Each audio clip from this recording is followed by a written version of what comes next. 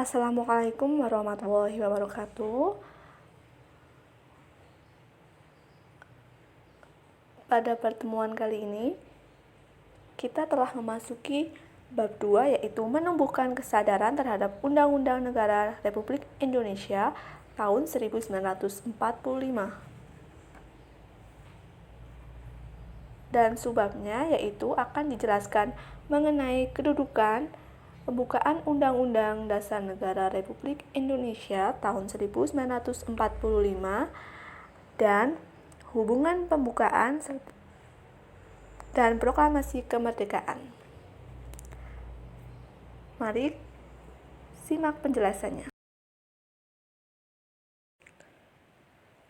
Undang-Undang Dasar merupakan sebagian hukum dasar yang tertulis. Di samping hukum dasar yang tertulis, terdapat hukum dasar yang tidak tertulis, yaitu aturan dasar yang timbul dan terpelihara dalam praktik penyelenggaraan negara meskipun tidak tertulis. Hukum dasar yang tidak tertulis itu disebut konvensi. Sebagai hukum dasar, Undang-Undang Negara Republik Indonesia tahun 1945 merupakan sumber hukum bagi peraturan perundang-undangan dan merupakan hukum tertinggi dalam tata urutan peraturan perundang-undangan di Indonesia.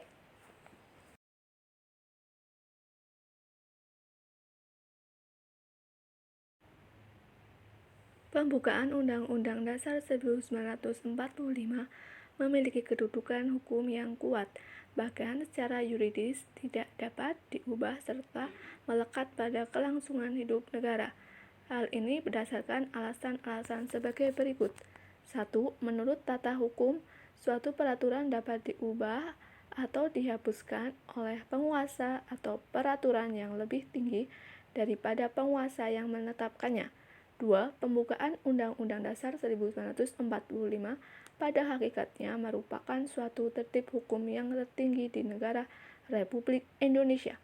Yang ketiga, selain dari segi yuridis formal, juga secara material, yaitu hakikat pembukaan Undang-Undang Dasar 1945 tidak dapat dirubah dan senantiasa melekat pada kelangsungan hidup negara Republik Indonesia.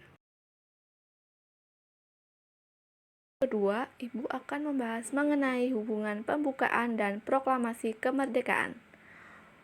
Hubungan proklamasi dan pembukaan Undang-Undang Negara Republik Indonesia tahun 1945 dapat diamati dari isi kedua naskah teks pembukaan Undang-Undang Dasar Negara Republik Indonesia tahun 1945 dan proklamasi.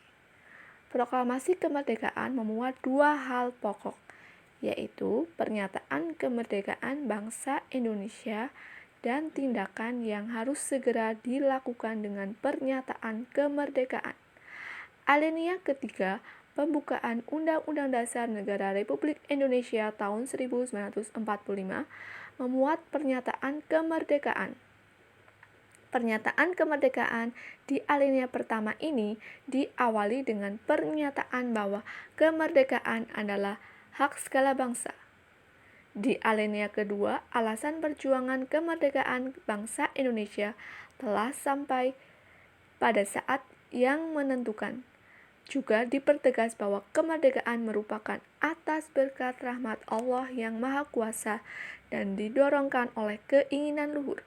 Dengan demikian, pada dasarnya alinea 1 sampai dengan alinea ketiga merupakan uraian terperinci dari kalimat pertama proklamasi kemerdekaan.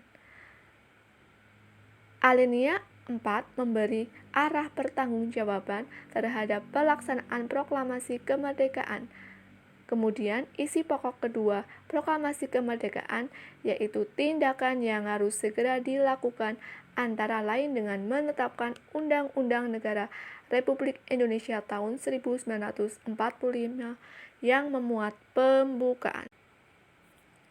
Bahwa pembukaan Undang-Undang Dasar Negara Republik Indonesia tahun 1945 dan proklamasi kemerdekaan merupakan satu kesatuan yang bulat.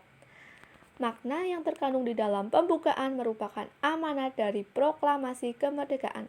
Oleh karena itu, alasan berdirinya Negara Kesatuan Republik Indonesia yang diproklamasikan 17 Agustus 1945 dapat dipahami dengan cara mengkaji pembukaan Undang-Undang Negara Republik Indonesia tahun 1945, mengubah pembukaan UUD Negara Republik Indonesia tahun 1945 pada hakikatnya membubarkan Negara Kesatuan Republik Indonesia yang diproklamasikan 17 Agustus 1945.